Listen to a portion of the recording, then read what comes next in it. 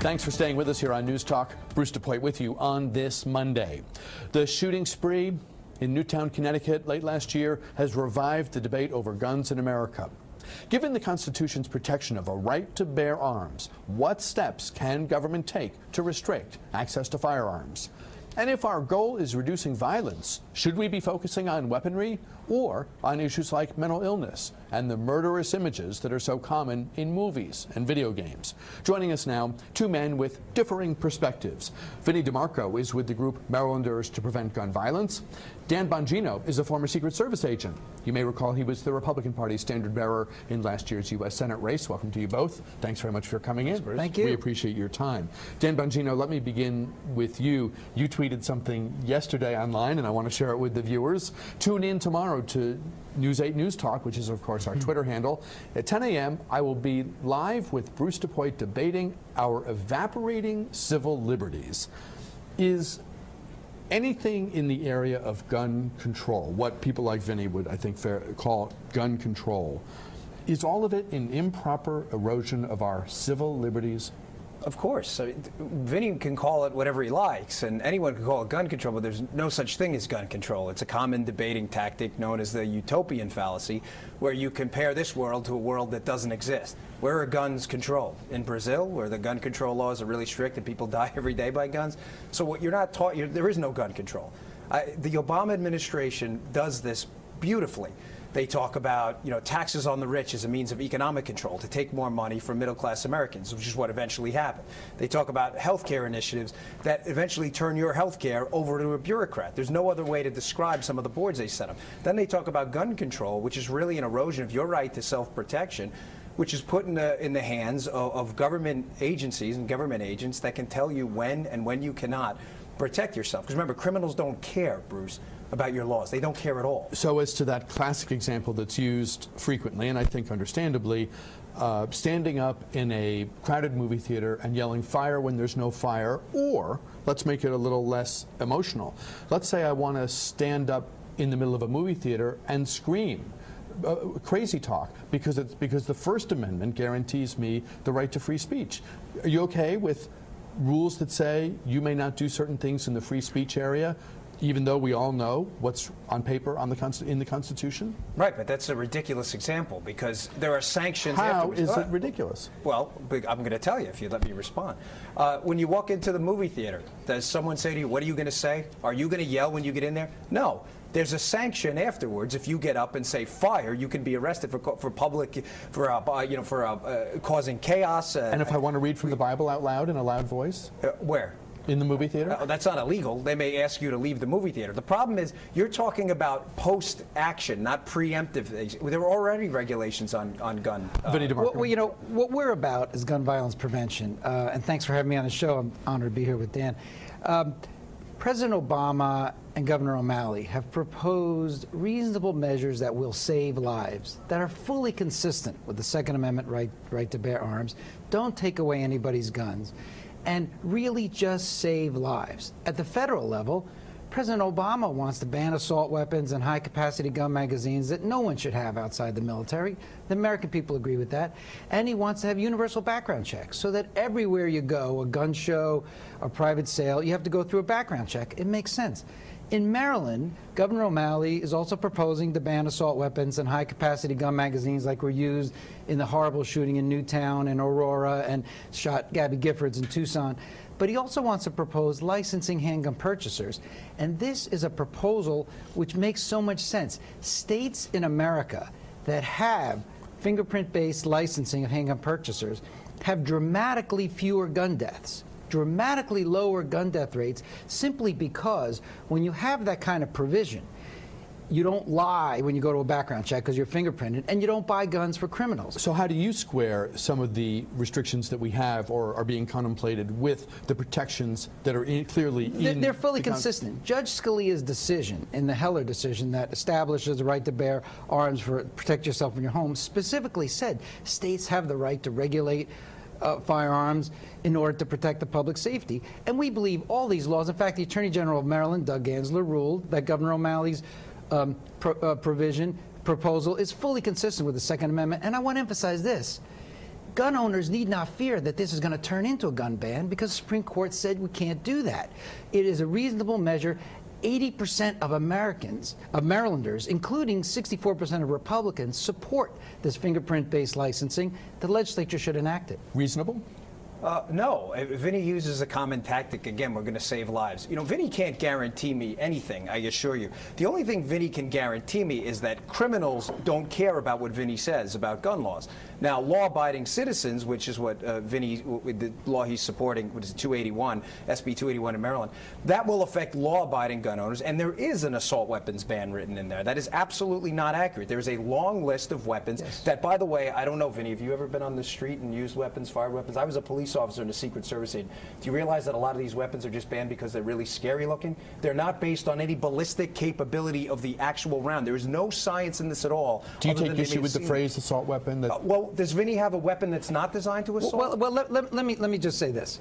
This measure will save lives, and we know that because states that have fingerprint-based licensing have dramatically fewer gun deaths because it prevents someone who doesn't have a criminal background from buying a gun for a criminal, called a straw purchase. That's why chiefs of police, state's attorneys have come to the legislature and strongly urge that this be enacted.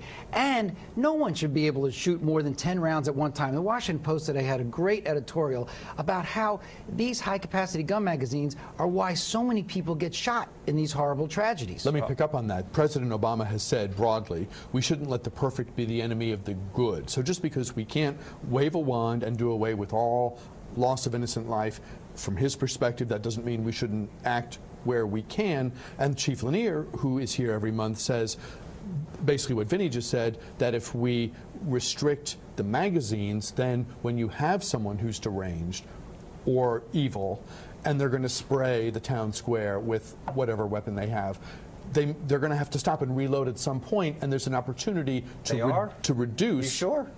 So they're going to use a 10-round magazine, not the hundreds of millions of 30-round magazines that are out there. You know who's going to use the 10-round magazine? The good guy who abides by the law. This is absurd. You guys talk about this as if criminals actually care what you think. I was on the street for 17 years. Vinny points out selectively correlational data he knows I could point out as well. Brazil has the toughest gun control laws in the world. They also have assassinations on the street. Have you ever seen someone shot? Yeah, I have. We're talking about the United States. No, we're talking about comparing to the United States. Data. No, because correlation does not equal causation. If you take a statistics course, you realize that. Just because data are people get a lot more colds in the winter. It's not because it's cold. State trooper from New Jersey. State trooper from New Jersey says that in New Jersey, because they have this fingerprint licensing scheme, they don't have straw purchases. He can definitively say that. They don't have straw purchases. It's causal data? And in New York City, where they have this kind of law, 85% of the guns. Can I finish? 85%. 85%. I'm going to finish. 85% of the guns used in crime come from out of state. You know why? In New York, they have much lower gun death rate than in Maryland. And the guns that are killed there come from Maryland and other states that don't have this licensing system. You know why? Because in Arizona, where you could buy a gun, people also have open concealed carry. They have a much higher gun death rate there because the criminals don't want to be shot. They have a much higher gun death rate in Arizona than Maryland. New York City and Baltimore have no gun deaths. They have much higher in Arizona than New York and Maryland. Why do you think the chiefs are on board with much because of this? They're political appointees. I was in law enforcement. These folks, Vinny cannot answer this. Is correlation causation? I'm telling you what it does. It reduces straw purchases. I need to break in about 90 seconds, and I'm curious to get to have you finish the sentence that you began there. For the chiefs to come out and embrace much of what the gun control community, let's just call it, is advocating. You've been in the government, sure, and I'm curious to get your thoughts on why you think they're pretty solid on a lot of this. They are strict political appointees. When I was with the New York City Police Department, past a certain level, I think it was captain at the time. The rest are political appointees, meaning they serve at the discretion of the mayor of New York City. When I was with the Secret Service, there are political appointees at work as well, SES level appointees, senior executive service. Do you think they're not going to toe the line of the administration? I don't think it's fair for you to impugn the integrity of Baltimore County Police Chief, Baltimore County Police Chief Jim Johnson. When he comes here, Jim Johnson, or did you? When Jim Johnson comes to testify in favor of this legislation, he's testifying because he believes it will protect his officers and protect the people of Baltimore County and the people of Maryland. That's why he's doing it. I have to go to break in 30 seconds. As a former law enforcement person, as a Secret Service person prior, would you not support a ban on the so-called cop killer bullets, or are they mislabeled? What are you talking about? Hollow point rounds? Well, what makes them any more dangerous than full metal jacket rounds? I mean, again, this is not based on science. It's who's going to say no to cop killer bullets? What are you talking about? The grain? Are you talking about the jacket? The answer is you probably don't know, and neither does the person who put the label cop killer bullets on. Who is going to say no to that, Bruce? We'll take a break here. Most of you will see more of our conversation with Dan Bongino and Vinnie DeMarco after the break. Those of you watching After Dark can pick up the conversation online at news8newstalk.com.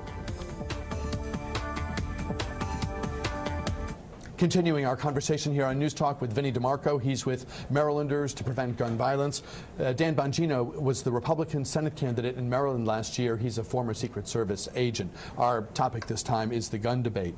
I have here a transcript from Friday's Kojo Nnamdi show on WAMU radio, and I want to read to you and the folks at home a few words from what Attorney General Doug Gansler of your state, Maryland, said on this issue just 72 hours ago. He said, I think most people on the gun issue believe that if you want, he's talking about the middle ground that he believes exists, even though this is a polarizing issue. He says, I think most people on the gun issue believe that if you want to have a handgun in your home to protect yourself and your family from an intruder, you should be able to do that as long as, along with shotguns and rifles if you're a hunter. But those same people, most people, don't think you should be able to walk down Wisconsin Avenue loaded up with AK-47s and bazookas. So there's really a middle ground, and some of the debate is centered on that middle ground. He's absolutely right, and that's why he testifies strongly in favor of the governor's proposal, and he points out that it is fully constitutional. It respects the right to bear arms, and under the decision by Justice Scalia in the Heller case, it allows states to do things like banning assault weapons and high-capacity gun magazines and license handgun purchasers. What do you think of the Attorney General's comment about bazookas and AK-47s on Wisconsin Avenue?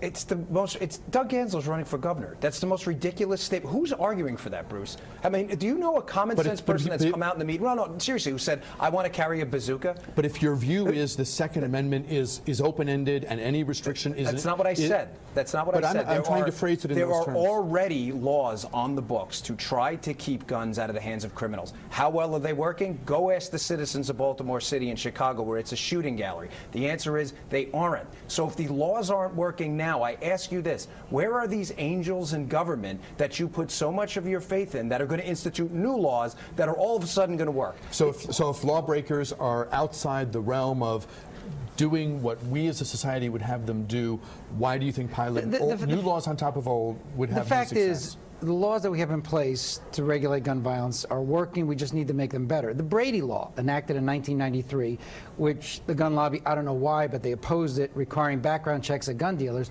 has stopped millions of criminals from getting guns. Because criminals would go into a gun store to buy a gun and just lie. But now there was a background check, and a lot of them were stopped. Unfortunately, that law didn't apply to gun shows and private sales, so we have to extend that. It makes sense.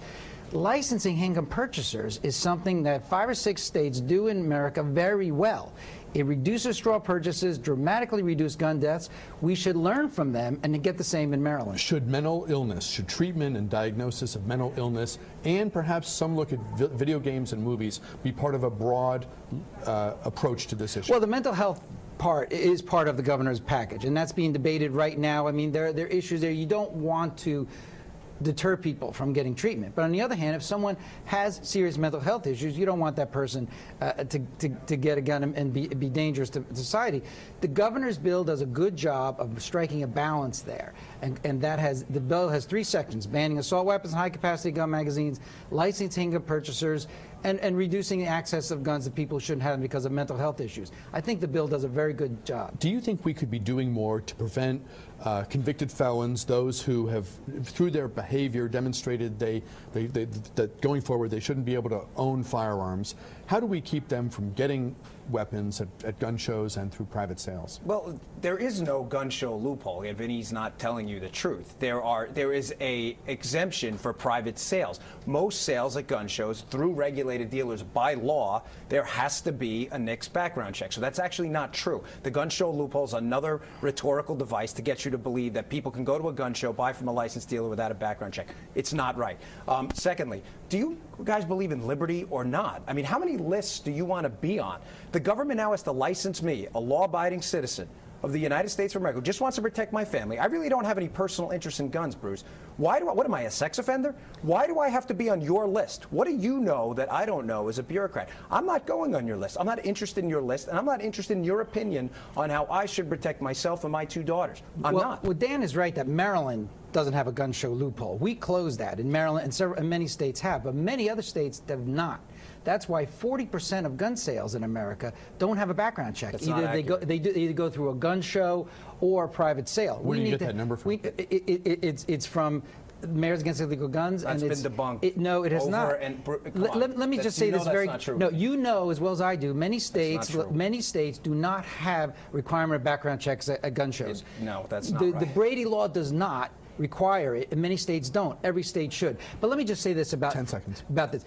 There are ways that criminals now get guns, which we can close with licensing to handgun purchasers. That's why these laws work in New Jersey and New York. To be continued. Dan Bongino, Vinnie DeMarco, thank you very much for your time. Back with a program note right after this.